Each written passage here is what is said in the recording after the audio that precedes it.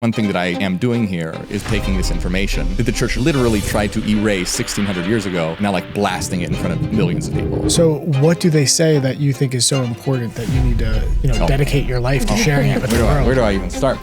We have Morgue, who is an author, thought leader, and YouTuber. But to really encapsulate him, he is an ex-Christian revealing hidden knowledge to wake the world up. The Gnostics say that the God of the Bible is a fake, a fraud, an evil deity. And there is a true God that they simply call the One. Christianity started as a secret society. Gnostic comes from the word gnosis, which is Greek for knowledge. And so the Gnostics were those who know the real message and teachings of Jesus before the church ended up twisting it. From a source consciousness that is fractured, what does that mean to you? The fracturing was the Big Bang, for example.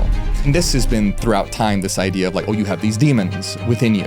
The mistake is that you need to fight your demons, destroy them. But energy can't be created or destroyed, only transformed. And these are parts of ourselves. So you're literally having a war with your own mind if you try to do that. And that's where you get witch burnings and inquisitions because people can't handle their own darkness and so create a world of darkness. In AI, you feed it training data and it gets better. A soul works like that and lives are its training data. We are eternal minds that use the brain as an interface to be able to access this realm. You are a mentalist. You'd like to put your money where your mouth is and, demonstrate for us a mental feat. You want to swallow a sword for us? Sure. Yeah, I'm down. Oh my God. I can't.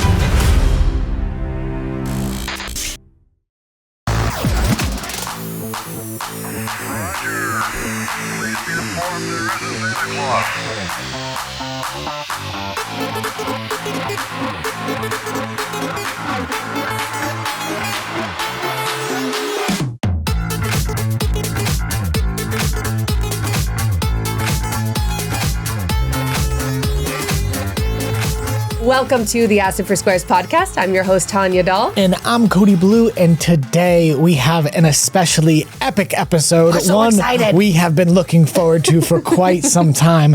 Today we have Morgue, who is an author, thought leader, and YouTuber. But to really encapsulate him, he is an ex-Christian revealing hidden knowledge to wake the world up and make enlightenment go viral. Morgue, thank you for being on, brother. We appreciate you. Yeah, thank you so much for having me. I'm really excited. We are so excited to have you on. This is amazing. We have followed you for so long, man, and your channel is truly amazing. Nobody breaks down esoteric and occult wisdom and the, non-canonical texts like you. Thank you. I would love for you to just start us off by telling us your story of how you got to doing the work you do today. I grew up in a very strict Christian household. And, growing up in that environment is very limiting. Free thought is not something that's necessarily very encouraged. And as I began to get older, there were things in the Bible that I started to question, specifically involving all the violence. I mean, there's just so much violence in the Bible. You think about all the atrocities that occur. And, when you're taught that God is love, if you are a rational thinker, things start to not really add up very well.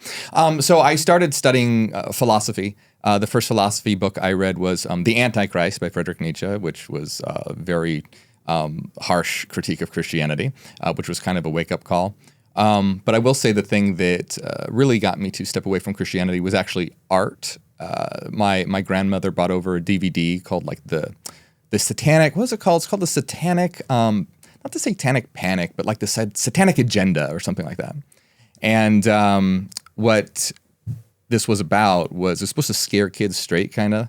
And so it was supposed to scare kids with about rock music. And they showed a bunch of different artists like Ozzy Osbourne and Marilyn Manson. And I don't remember, just all these, scary entertainers. This is my first time really being exposed to music like that. Before I just heard Christian music, which is kind of boring. Oh, wow. And so it was very empowering to see wow, these are real artists expressing themselves. And that kind of made something click in my head. If this is supposed to be evil, then maybe I'm playing for the wrong team here because this is real, true expression rather than just being subservient to some invisible entity in the sky. Started studying philosophy. René Descartes, Friedrich Nietzsche, started studying science. I was homeschooled my whole life, so I didn't have too much exposure to things evolution and all that. So I grew up in believing that the earth was 6,000 years old, humans live with dinosaurs, bunch of crazy stuff. So I got, up to speed on actual science. I was an atheistic agnostic for a while, but then I started to study quantum mechanics, and I started to dabble a little bit in psychedelics. And so understanding quantum mechanics and psychedelics made me realize that there's way more to reality than matter, that there's an immaterial reality underlying everything. It's what quantum mechanics shows, and it's what psychedelics demonstrates. Yeah. And so I started to explore more idealist philosophies where reality is mental, not physical. And then this got me studying the occult as well.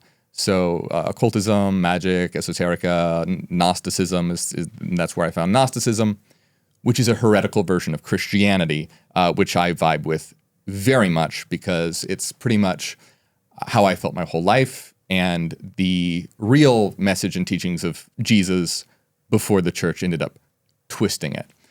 So basically, what I aim to do and what I intend to do with my channel and my publications is to make this information that I feel the public needs to know easily accessible.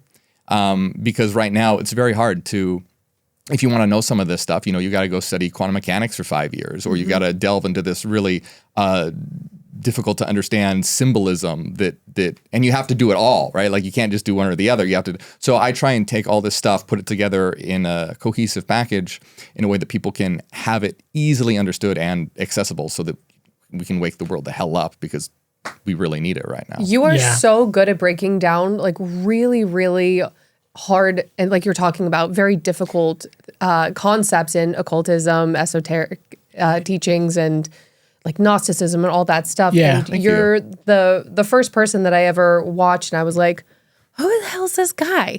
Like I told you really know before, to but simplify your episode on breaking down the Kabbalistic tree of life was so well done. I have been for years trying to find out what that actually meant. And the way that you broke it down was so beautiful. And you had like your overhead shot with like it was just really beautifully done. If you haven't seen it, you must go check it out. Yeah, and I'd love for you to sort of frame the teachings by explaining to everyone why there is non-canonical scripture, what happened, why are there, I believe it's 300 pages from the Bible that was removed.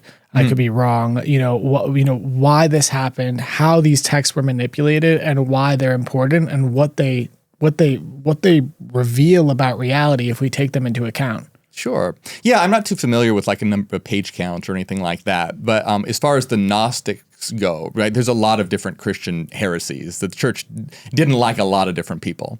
The group that I focus on mostly are the Gnostics, which is kind of an umbrella term that Gnostic comes from the word gnosis, which is Greek for knowledge. And so the Gnostics were those who know. And so the Gnostic Christians were essentially about the idea of putting knowledge as the path to salvation rather than blind faith, belief, dogma, etc. And the church didn't like this for a number of reasons, but most of all is because it completely obliterated their power structure, their hierarchical system, because if you can connect to the divine by looking within, you don't need preachers, you don't need pastors, you don't need to tithe 10% if you know that the true riches are inside. You don't have to pay to get some like participation trophy in heaven or something when you die. So the church didn't like this stuff. They had the text destroyed, people excommunicated, some people were killed. Well, depending on a lot of people were killed, to be honest. But thankfully, someone took these texts, these Gnostic texts, put them in a jar, and buried them in the Egyptian desert. And so they were preserved and sat there for basically like 1,600 years until someone finally dug them up near the tombs of Egypt, and now we actually have the texts that the church tried to destroy. So one thing that I am doing here is basically taking this information that the church literally tried to erase 1,600 years ago, and now like blasting it in front of millions of people. Wow. When did we find the Nag Hammadi scriptures? I want to say it was the 1940s. I want to say 1945, 46, 45, something like that, but 1940s. So what do they say that you think is so important that you need to, dedicate your life to sharing it with the world? Where do I even start? So let's see. A quick rundown, because there's a lot of different Gnostic sects. There's the Valentinians, the Sethians, etc. And in a nutshell, it's like this. The Gnostics say that the God of the Bible is a fake, a fraud, an evil deity. And that there is a true God that they simply call the One. And it is the source of pure light, pure being, totally transcendent. In the secret book of John, Jesus even says it's not right to call it a God because it's more than God. And so it's just this perfect transcendent light. This light begins to differentiate and emanate into different expressions. These things that it emanates are in the Gnostic text are called eons, and they're beings of light. But essentially, they represent different aspects of the mind. Like one is understanding, another one might be perception, another one might be wisdom, another one might be conceptualization, another one might be peace or something. They're basically it's the psychology of the mind of God differentiating itself into these different aspects. So all these eons come in pairs, described as syzygies, male-female pairs. But really, they're like one entity. So when they're described as like male-female pairs, it's like one entity that's androgynous that has a male aspect and a female aspect. And so really, we're talking about energy, right? Like positive, negative energy. It doesn't have anything to do with like sex or gender. It's just symbolic for like poles of energy. One of these entities, Sophia, wants to create without her male counterpart and without the knowledge or will of the One, right? So it's like a rogue thought. And so when she does this, she ends up birthing a dark thought, shadow, because it's out of balance, right? It's imbalanced. And she bursts this dark thought and shadow. This shadow being is called Yaldabaoth. And Yaldabaoth is the God of the Bible. And this dark shadow being thinks it's the only God because it gets cast out of the realm of light and it's in this void realm. Doesn't know where. Thinks it's the only God. Says I am God and there is no other. And so ends up creating angels, which are actually called archons, which are rulers, which are essentially like cosmic parasites or prison wardens that govern the material world and keep people trapped here. They take sparks of the divine, trap them in bodies, kind of like the Matrix, you know, how the machines use the people to power their world. They kind of use sparks of the One to power their material realm to basically be their slaves. Anyway, there's a lot to it. No, that's amazing. Keep going. Don't stop. What? Oh, well, I mean, so essentially, it's crazy. The idea is Yaldabaoth splits Adam and Eve because they were originally a single being. Because they were from the realm of light, Adam and Eve were actually able to be more powerful than the God of the Bible. He didn't like that, so he split them in two. So Adam and Eve represent the internal poles within us. So the Gnostics believed that we needed to heal the fracture within us. And so we needed to reunite the separated pieces, or male, female, positive, negative, left brain, right brain aspects within us to achieve gnosis and knowledge of what we really are, to be able to be liberated from the material realm and escape the archons, because they also believed in reincarnation. There's a literalist interpretation of this, and then there's a psychological interpretation of this. One of the things I want to comment about the literalist interpretation, one of the most fascinating, we keep talking about this lately, one of the most fascinating channel texts we've ever read was called The Law of One. Have you read this? I am very familiar with the Law of One, yes. Okay. Yes. Law of One, you just said, okay, Law of One, for those that don't know, is a channel text from the 80s. Very fascinating. One of the most fascinating things about it is the channel herself was a very Christian woman. Mm-hmm. So the fact that what this came through was completely against her ideology and her cultural program.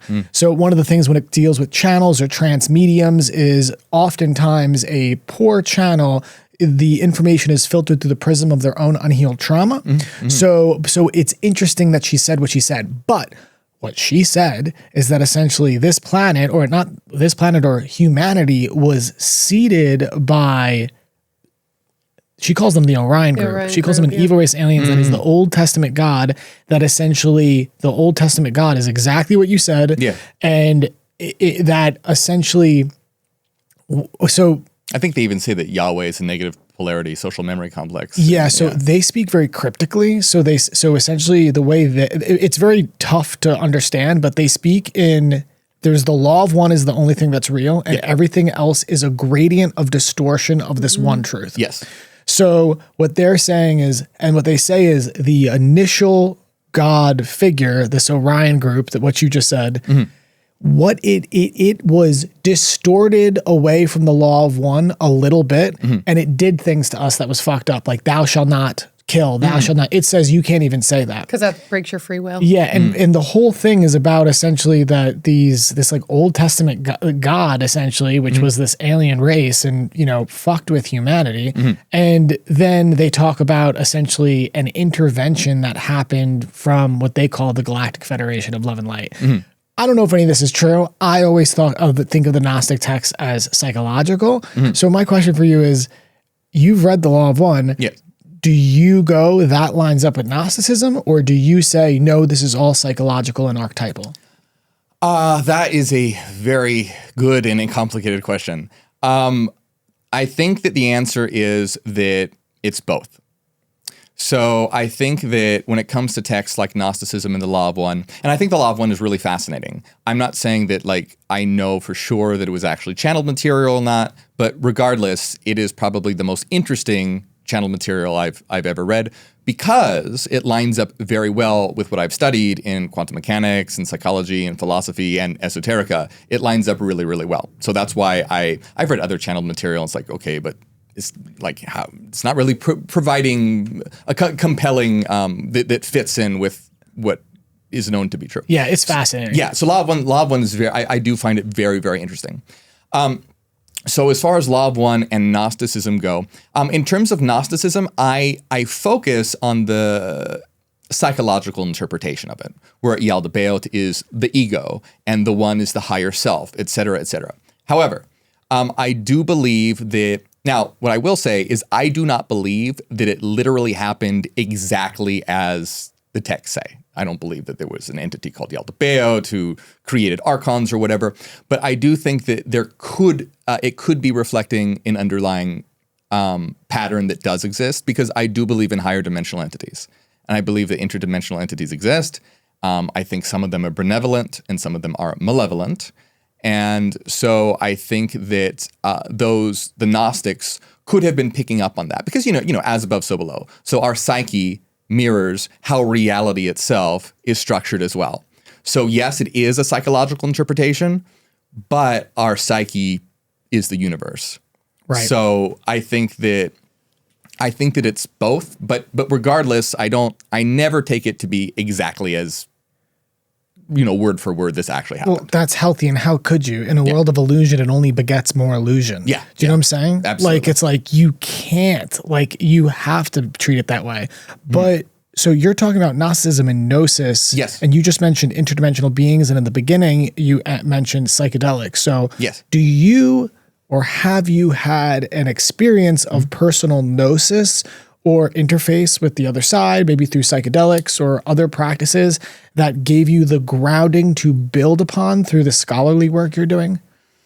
I'm definitely interested in psychedelics, and I think psychedelics aren't for everyone, but for those who it is for, I think for me, they've been an insurmountably powerful tool in my work. I think that they're tremendous for the right person.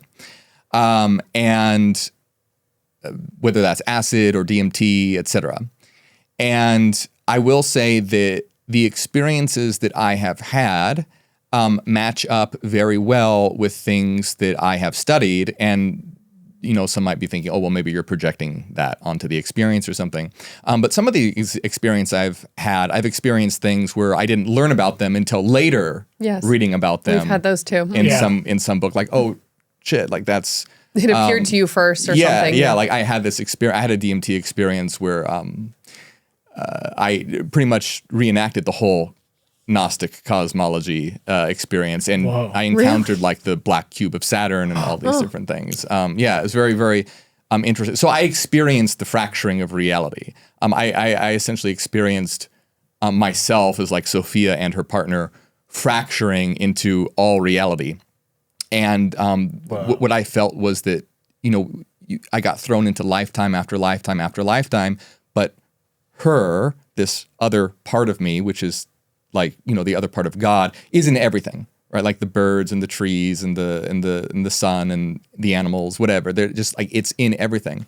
And then later on, I in my, discovering Gnostic texts, I discovered Achamat, which is the dark form of Sophia, whose tears become the rain, and whose smile becomes the sun, and essentially is the part that when we heal, she heals, and her redemption is our redemption. And once we all achieve Gnosis, she's able to achieve Gnosis as well. And she's the dark part of Sophia? Yeah. So Achamat is the dark aspect of Sophia. So Sophia, Achamat is the representation of basically Sophia's daughter / shadow self. Okay. So this story is, so in Gnosticism can kind of be confusing because you'll have like this family tree or like partnerships, but it's really like different aspects of one being. So there'll be like Sophia or Pistis Sophia or Sophia Achamat or Sophia Zoe.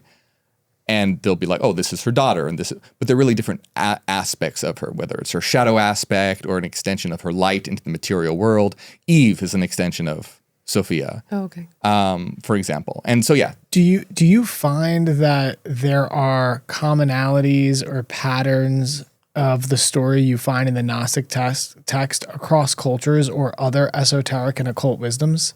Are they telling the same story, or is this specific to these? Oh, no, it's the same. It's the same. Well, if you look at the exoteric traditions, no. But if you look at the esoteric traditions, yes, they're all talking about the same thing. Okay, can you elaborate on that, and can you name names in terms of, and when you say exoteric, you mean the forward-facing major religious institutions, but the esoteric, what do you mean by esoteric? Can we define that first? Yeah, sure. So the exoteric is basically so starting out when, most religions have two parts to them, an exoteric and esoteric version. Christianity did. Christianity started as a secret society. And so you had different levels. The exoteric version was the story that they'd give to anyone. You go to their, church or whatever, their congregation, you'd get this story. But if you went through their initiations, you were giving the esoteric version. And so there's esoteric versions of Christianity. There's Kabbalah's esoteric Judaism, etc. And so if you look at and exoteric is, the external is very literalist, where esoteric is like, no, these are stories that represent something higher. Let us now teach you and show you what this really means.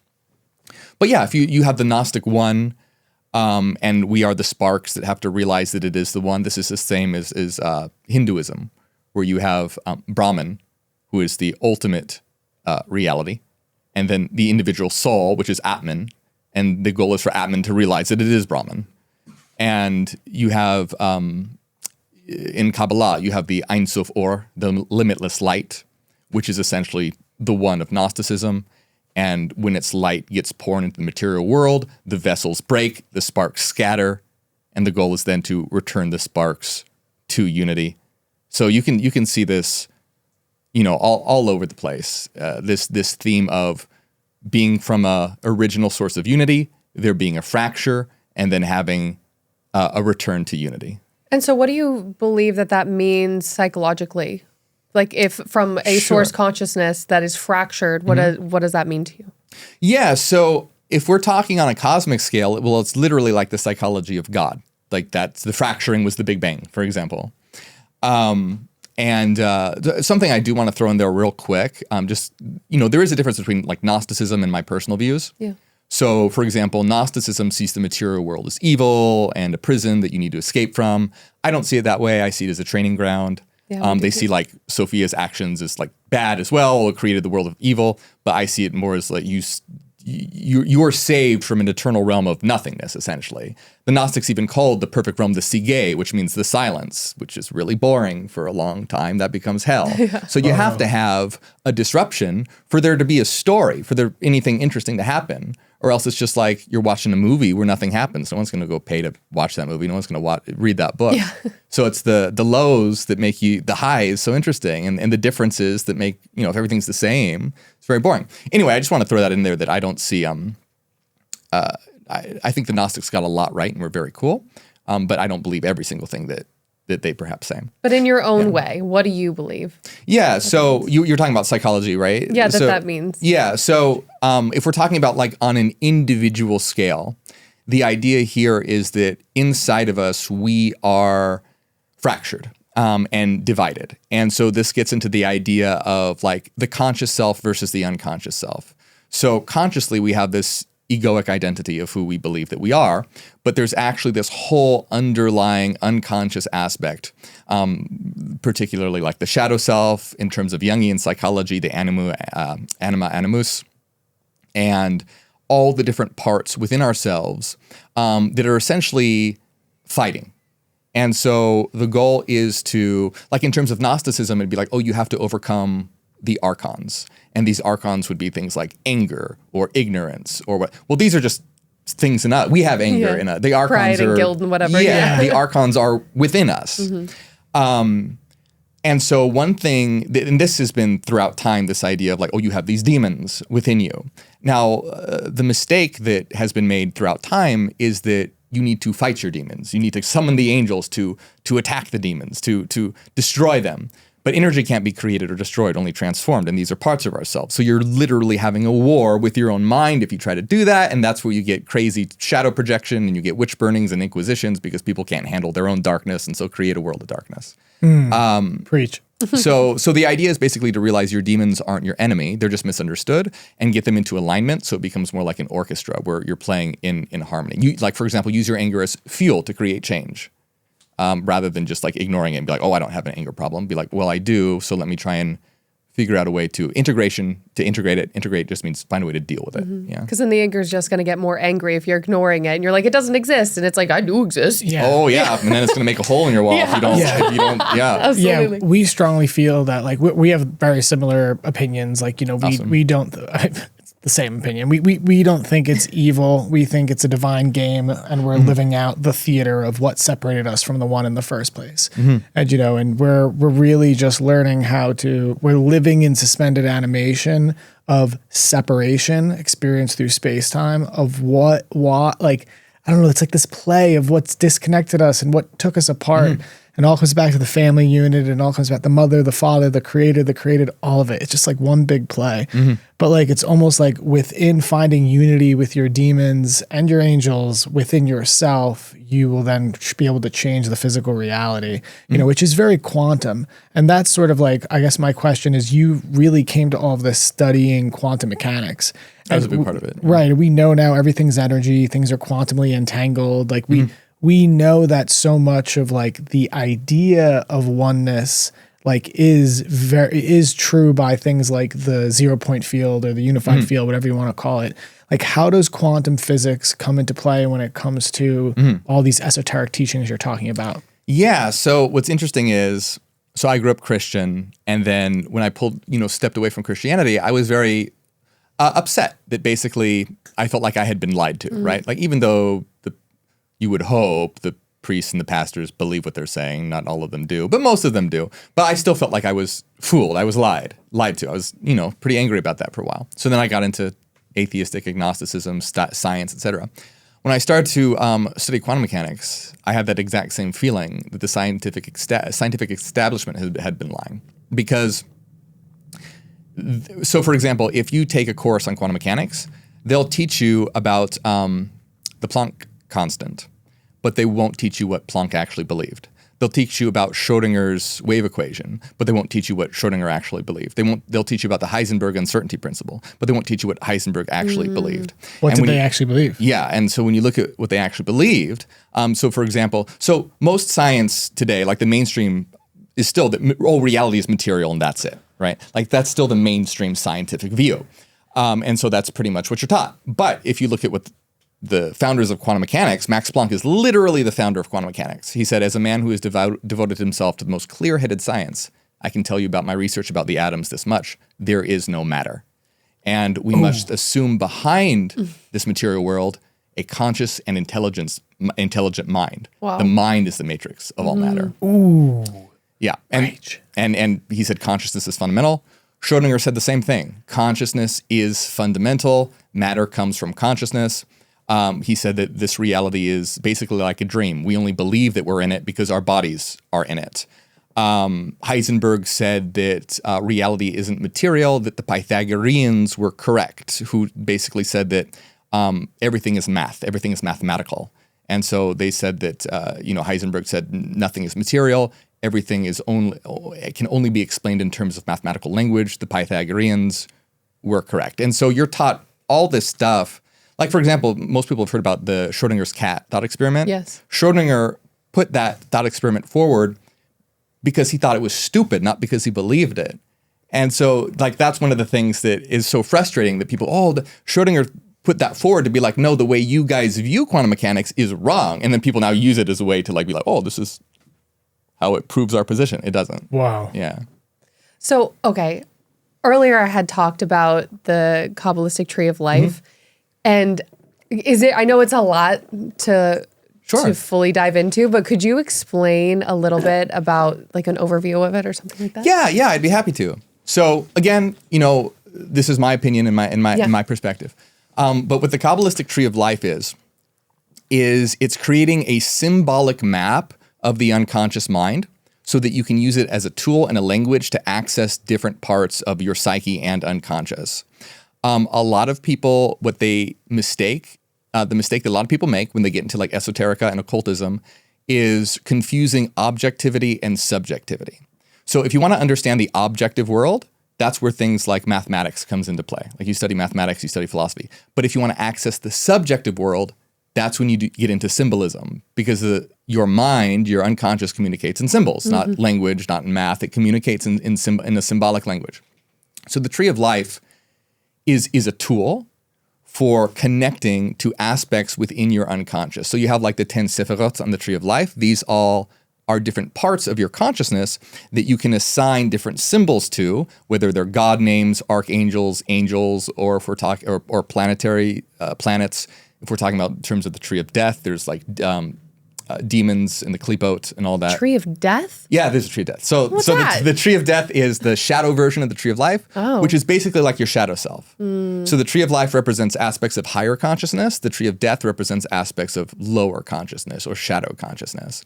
And so when you're learning these symbols, I believe, I don't remember if it was Aleister Crowley who said this or not, or Lon Milo Duquette. I don't remember who said it, but I think it was Duquette actually.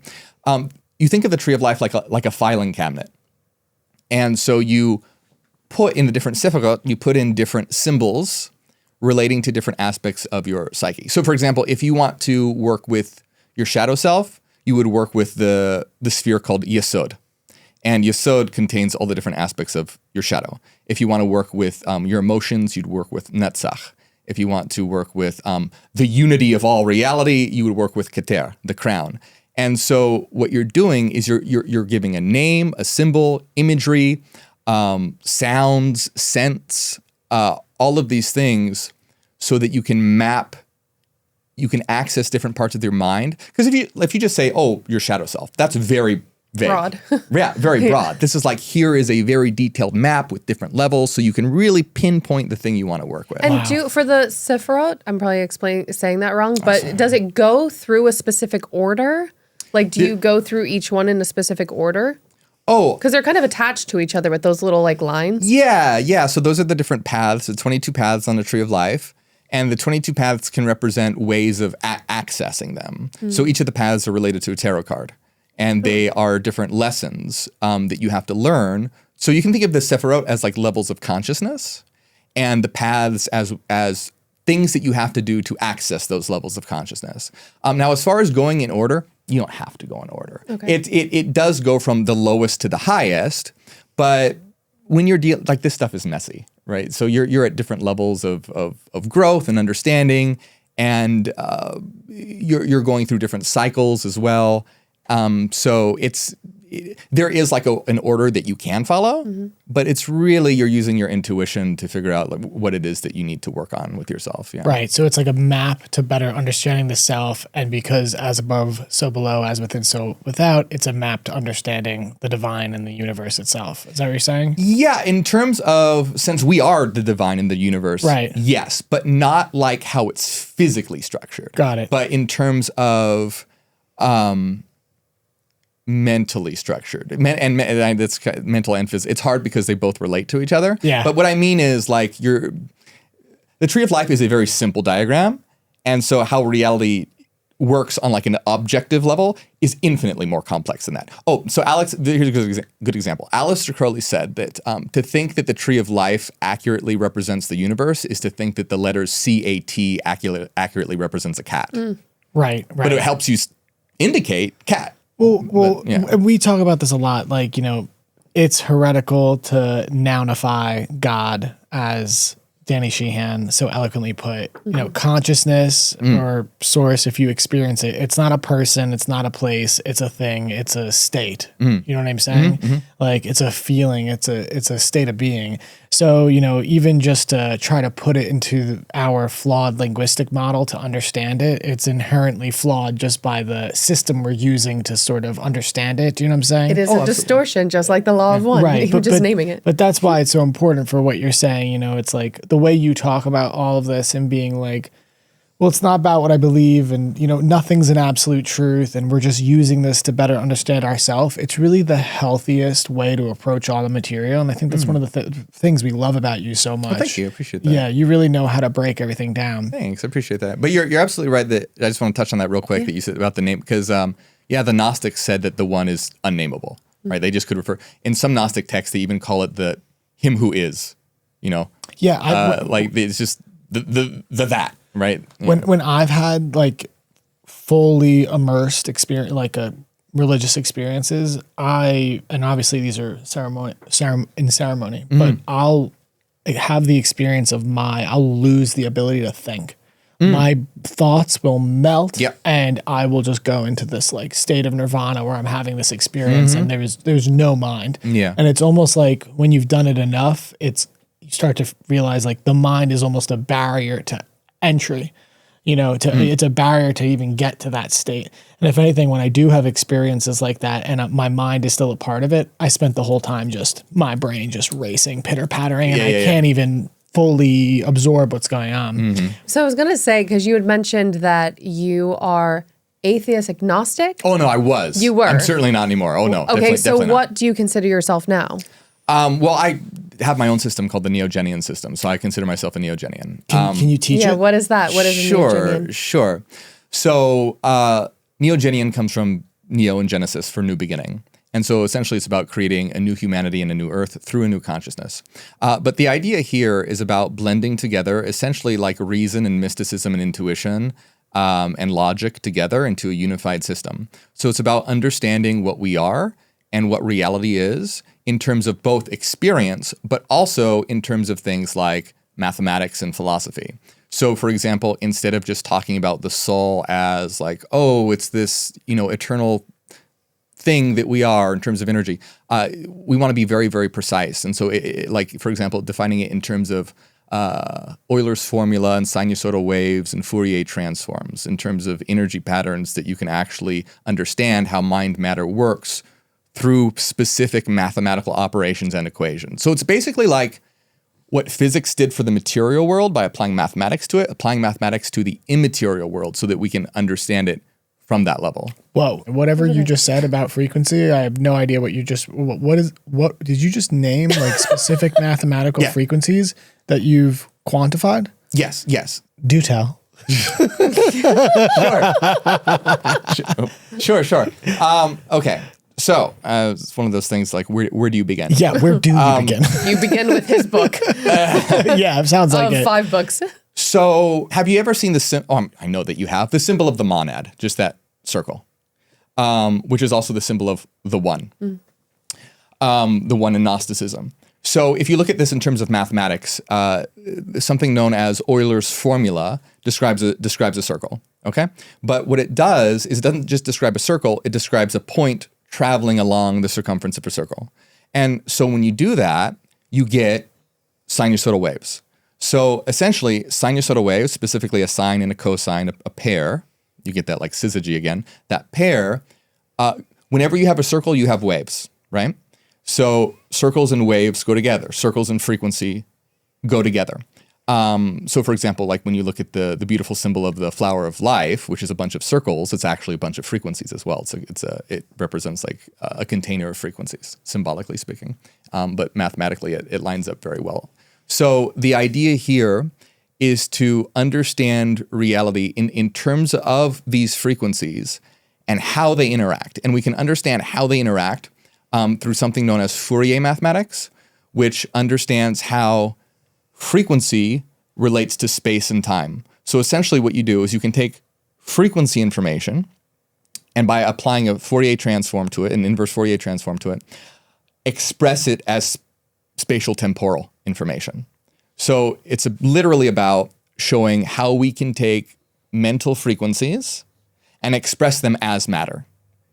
And so it's how, and this explains like what the soul, so that's how I define the soul, for example. The soul is defined as a complete set of sinusoidal basis waves.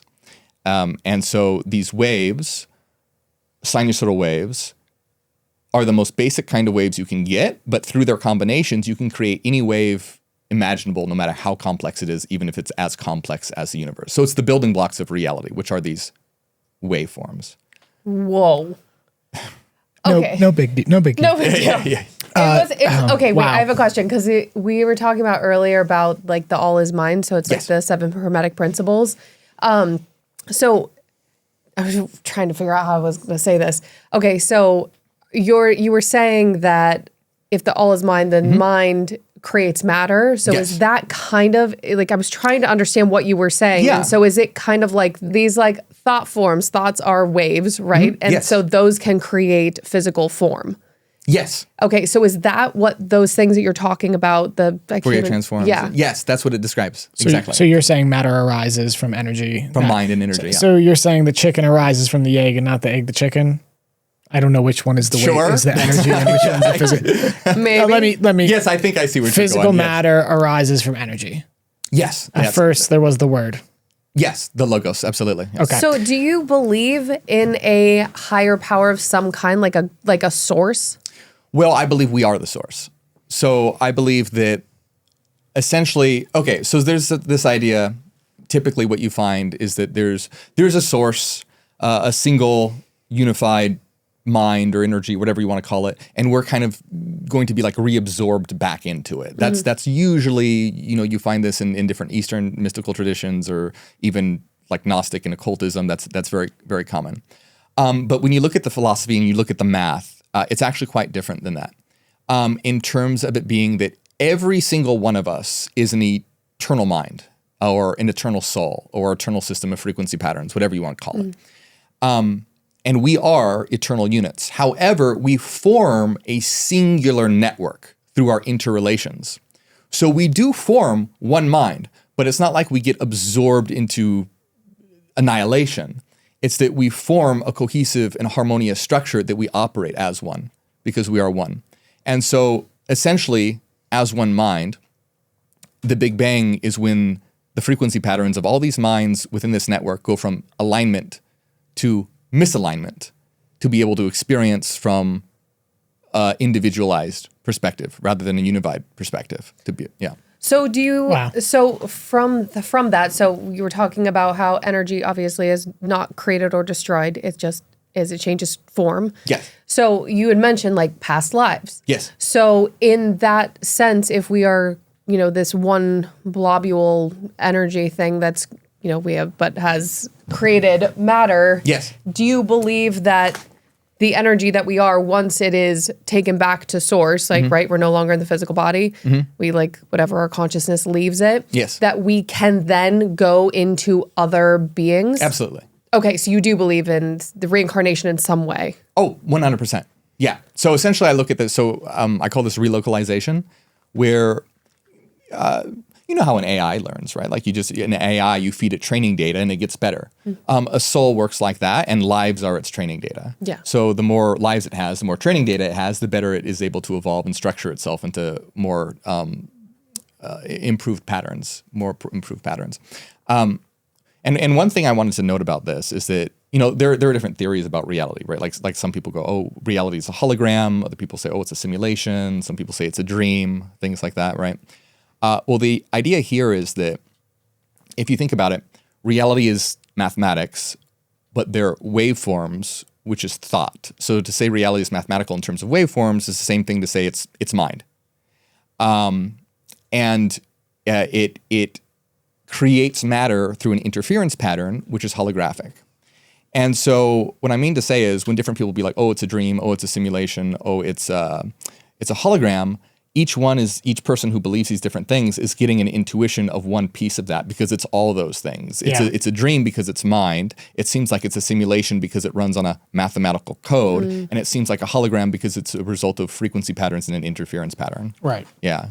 So it's just a lot of people, and then people fight about this stuff, and it's like it's the same thing. You know? Yeah. So it's like we were talking about. The language itself is inherently it's a flawed system, so you never can encapsulate the whole thing. Right. It's almost like you're using a lower dimensional form to communicate a higher dimensional reality. That's why math is so important, because it transcends language. So look, we're all on the same page here. I mean, right, all is one, one is all. The illusion of separation causes suffering. We're here to heal that within ourselves, to heal that without ourselves. Yes. Yada, yada, yada, yada, yada. Awaken your consciousness, leave this bitch behind, move on, love everyone. We're all in it together. Psychedelics help.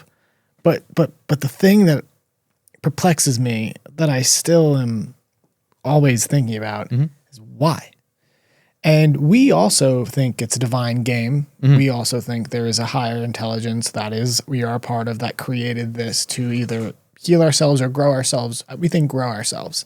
But if the all is mind, and using the Gnostic framework, at some point in the creation of the all, or the expansion and growth of creation, there was a thought that separated the one from the one, probably that created the one to two, and that's why gender is so functional to this reality. And I don't mean that to offend anyone, but there is gender. Yeah, I mean, I look at gender in terms, very important to differentiate it between like gender and sex, and then like the symbolic aspect of it as well. So when I talk in terms of gender, like in terms of Gnosticism, I just mean poles of energy. Exactly. You could say positive, negative, rather than like male, female. Yeah, exactly. Because male, female, because for example, think about logic and reason, and structure versus love, mercy, and emotion, right? Like you would say, oh, love, mercy, emotion, that's feminine. Logic, reason, whatever, that's masculine. Well, in Kabbalah, it's the opposite.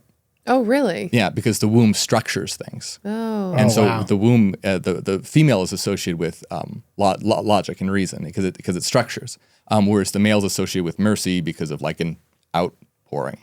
Interesting. That's really interesting. But so it just shows that these are just labels that we slap on to try and understand things. It doesn't literally mean the thing they stand for. Yeah. Well, the reason I bring this up is to talk about the what created this. Do you think, from all your studies and your own personal experience, that it was an initial thought of dissonance that created the separation in which we are in almost the wake of with this reality? Or do you believe something created it? Is it an accident? Is it intentional? You mentioned Saturn's cube.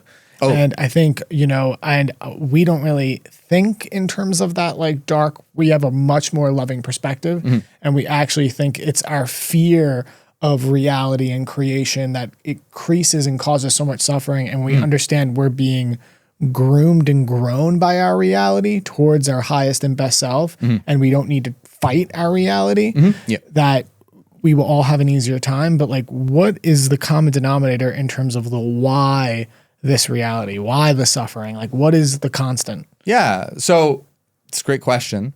And I would say, put it like this. So let's imagine that you're God. You're all powerful.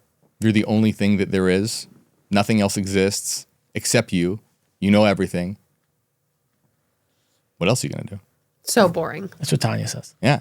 What else are you going to do? There's literally nothing else. You would literally be in hell. You'd be isolated. There'd be, you'd know, you couldn't think of anything new. You already know it. You'd have done everything that you could possibly do. So the only option is to shatter yourself and erase your memory of it so you can do it again.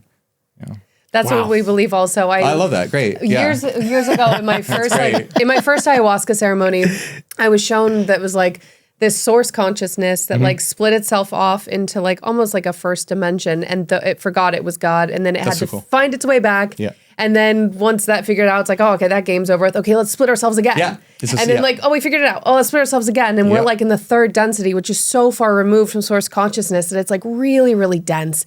And we're like, I don't know what's happening, and everything's hard and difficult. There's a lot of suffering and whatever. But then finding your way back to source consciousness and be like, oh, fuck, that's right. Actually, I am the thing that, and so is everybody else. Yeah. And it's like a really wild game, but it was the same the same thing. It was shown. It was the fractioned off to experience itself. That's so cool. I love that. That's an awesome experience. Some people are like, why does this matter? Like, how does this help me in my day-to-day life? Oh my God. Well, it changes everything. This is your everything. day-to-day Everything. Your day-to-day life is an emanation of this core work. And influence, and it makes life a lot more fun too, Yes. because it's like, oh, it's literally a game. Yeah, there's some shitty parts in it, but at the end of the day, you know that it's all going to be resolved. Start paying attention. If you're like everything around you is for you and designed and like created and whatever, like it's so magical and so cool. Yeah, if you want to ask why it matters, this knowledge actually heals. And it's interesting because people talk about psychedelic medicines. We have a lot of stories of our own. We have people come on here talk about healings, but people are more often, they'll skim over the actual experience itself. And a lot of the times when you get a profound miraculous healing working in a plant medicine or ceremony, there is a knowledge, there is a truth that is bestowed upon you or shown to you that the healing is almost like manifests from, or like you get this truth and then the healing is almost like we like to say that it's and don't you forget it. Like that's like when we've had our backs healed and stuff and you learn this crazy truth and it's like and never forget. But I digress. I actually want to tell you something, Morgue, just because it's so like you would appreciate this more than anyone. This is like, because the universe has got jokes. Tanya, one of her first mushroom ceremonies, we were in Joshua Tree and she had the heavens open up and she was shown the Kabbalistic tree of life and the stars.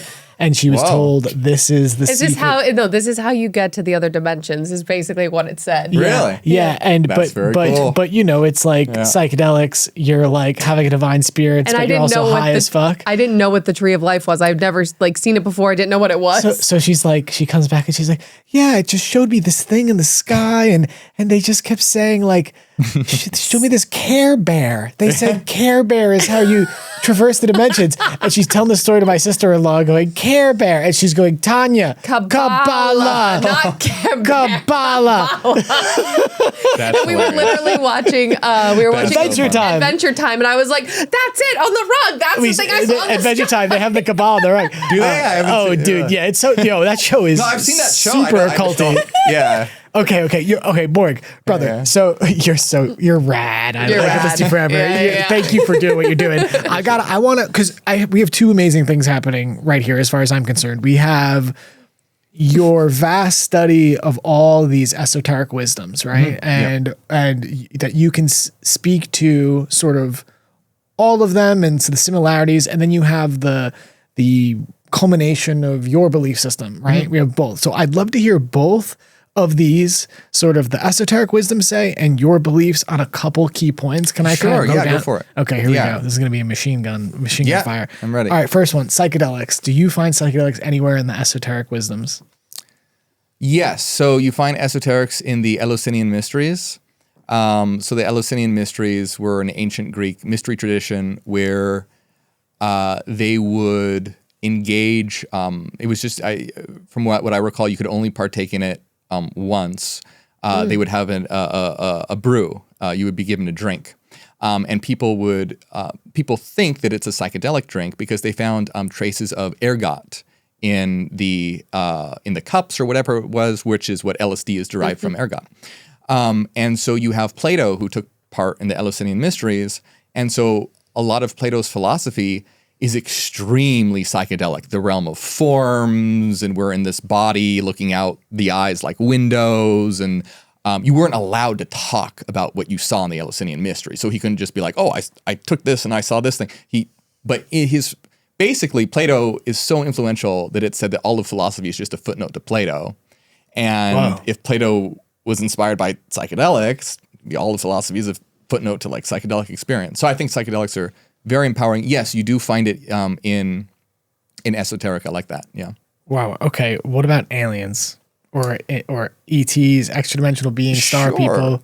So in terms of occultism, yes, everywhere, but they're not called aliens. They're called demons and angels or archons. But when you look at what these things are, they are clearly describing, depending on the lens that you're looking at, either an aspect of the psyche or an energetic aspect of the cosmos or external reality.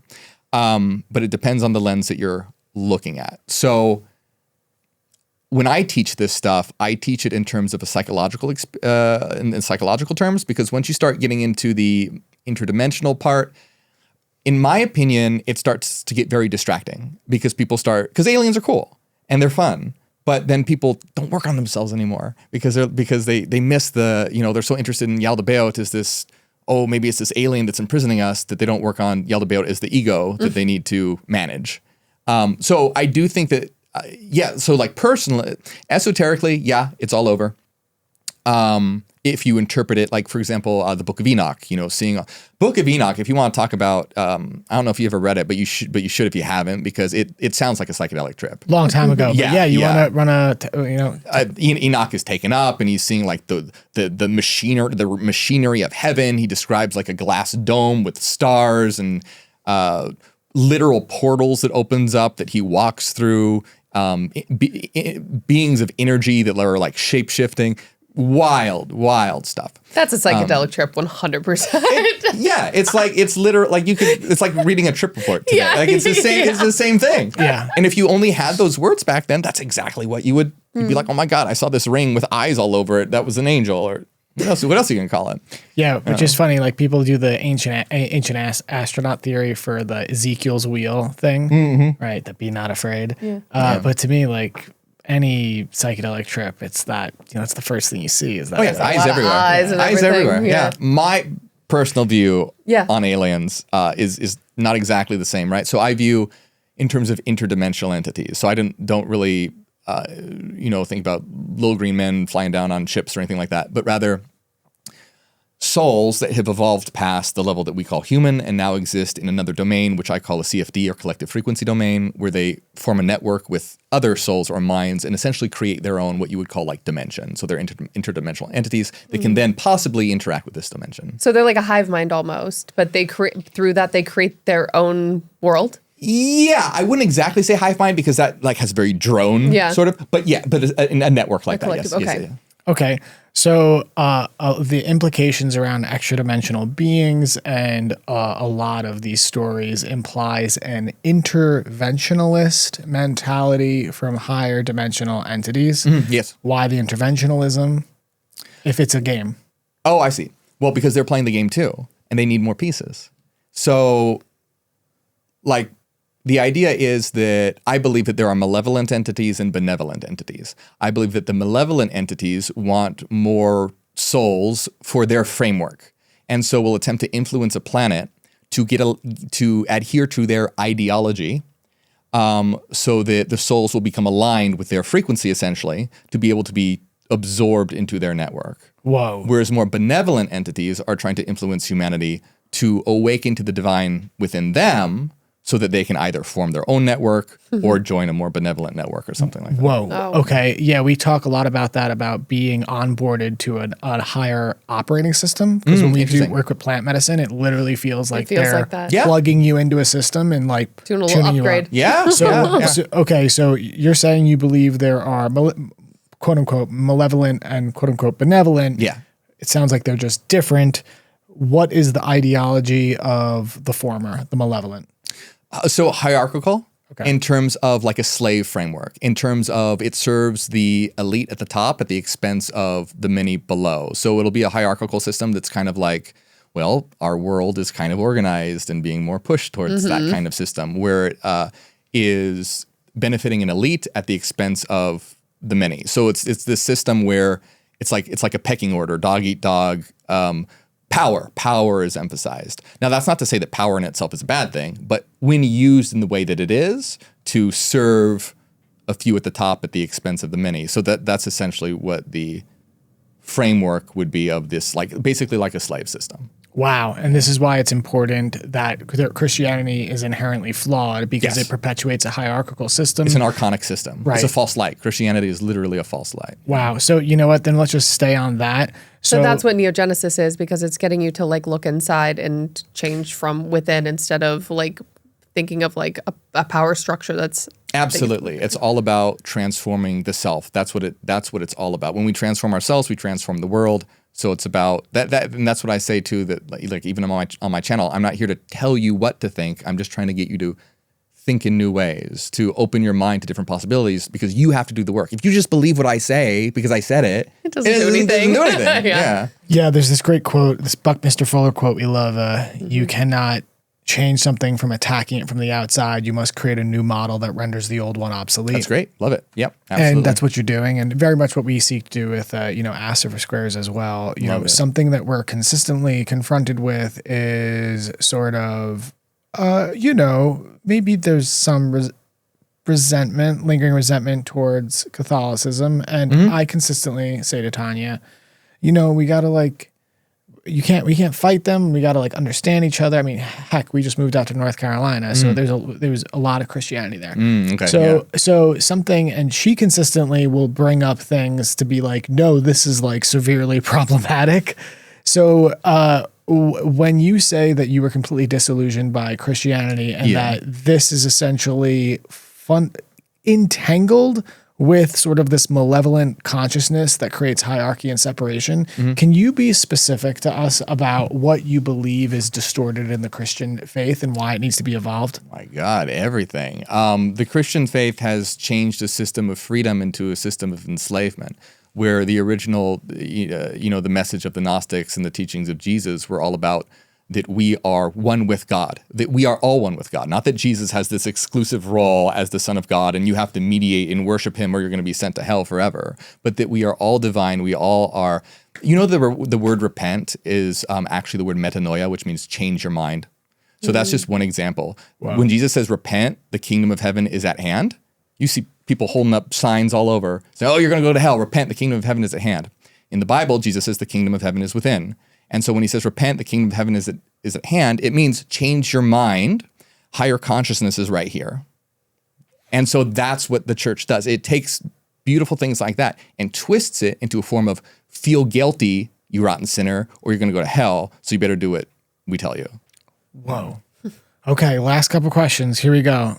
AI, is it mentioned in the esoteric wisdoms, in any shape or form? And what is your opinion on it? Okay, that's a very, very interesting one.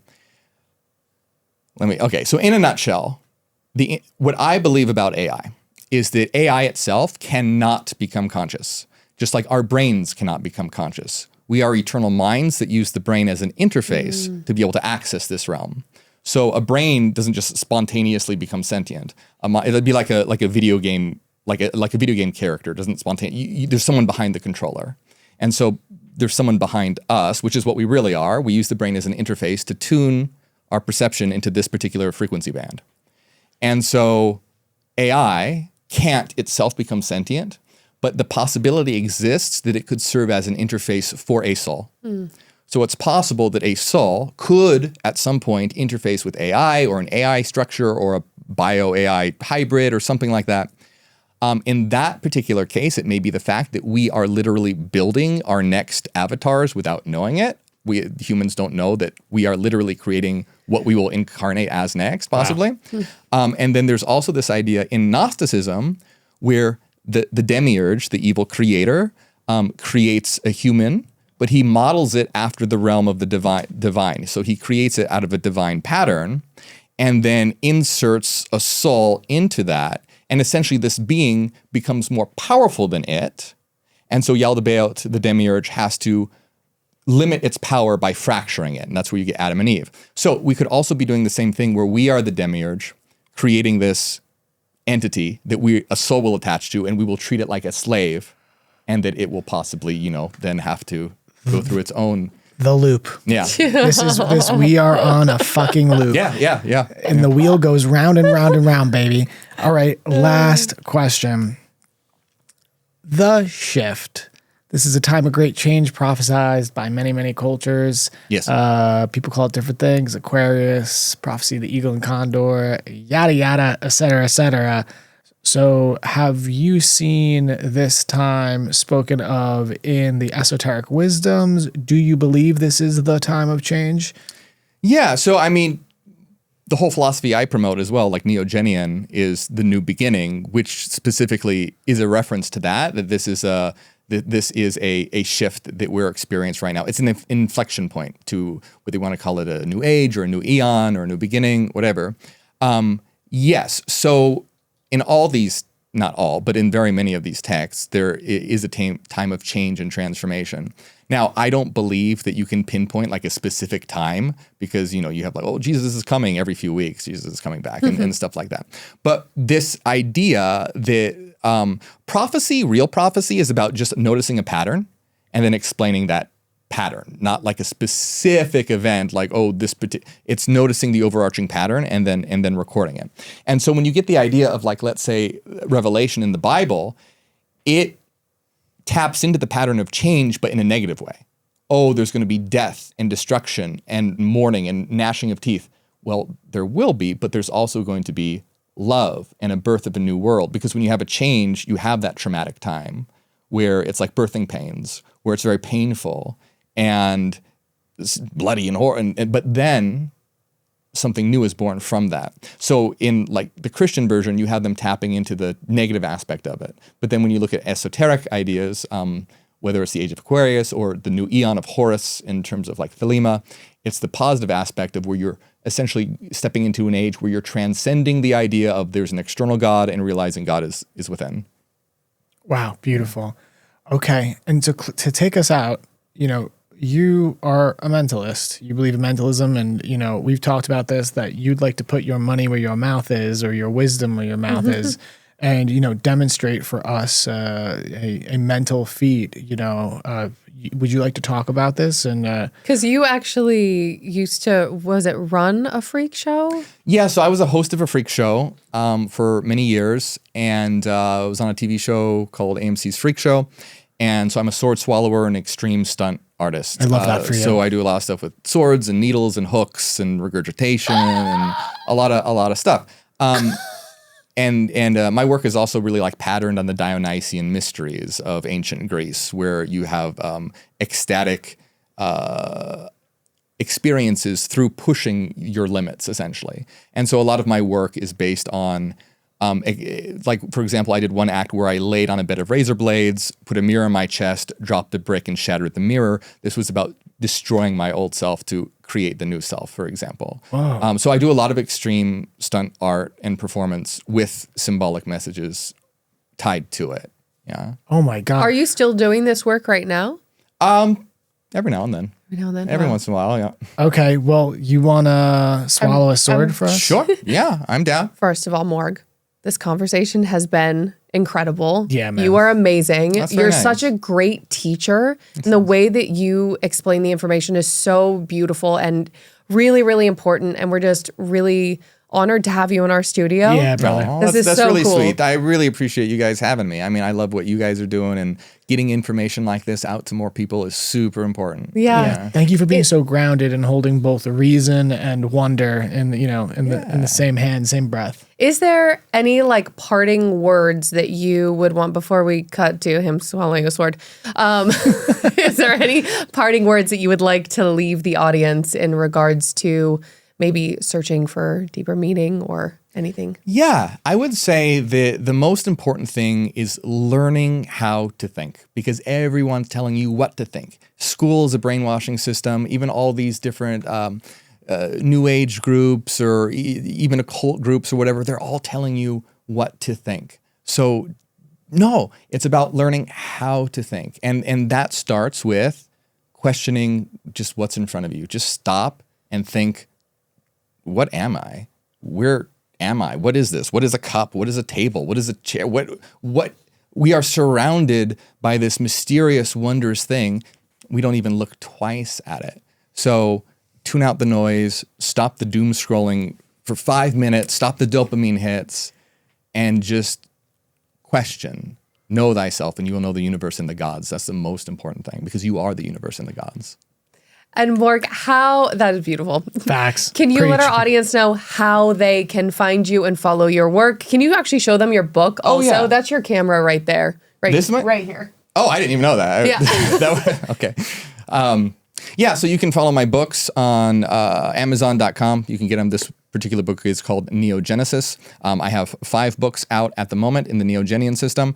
If you want to know about how to rationally understand reality, start with this book. If you are more into like self-help, understanding the shadow self, start with book number 5. That's the last one, Psychogenesis. So either the first or the last. And you can follow all my content on youtube.com/morgueofficial. I'm Morgue Official on everything. So you look me up on Instagram or Facebook or YouTube or whatever, you'll find me there. And yeah, I appreciate it. And we'll make sure to put all of the links down below so you can get his books and you can follow him on all the platforms. Yeah, his videos and content are truly amazing. He's amazing. If you don't know, I mean, obviously you've seen him here, but you have to watch his videos because they're incredible. Yeah, he's doing it. He's doing it right. Oh, wise. You're so wise, man. You're so wise, Morgue. You're so wise. You're so wise. Okay, brother. Okay, we're gonna take it out and then we'll do the thing. You're gonna take it out and swallow some swords. Gang, all right, it's been real. Please like, subscribe, rate, comment. If you're listening to us on podcast platforms, go leave us a 5-star rating. It helps us and pushes us in the algorithm. Go subscribe to our YouTube channel. And yeah, we appreciate the support. We love you all. Take care of each other. And until next time, bye-bye now. Bye. Good? Yes. Yeah? Okay. Oh my God.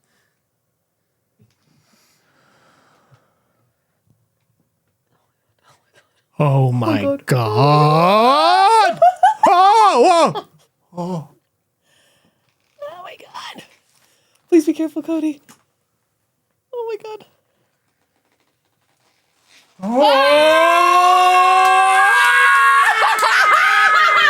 You did so good. You're amazing. Oh my God. Oh my God. Oh, bow to your sensei. Thank you so much. Thank you. Oh my God. Oh my God. Morgue. Oh, Morgue, You are a wild man. You guys are really sweet. Whoa. Wow. And that is All right, roll credits. Roll credits.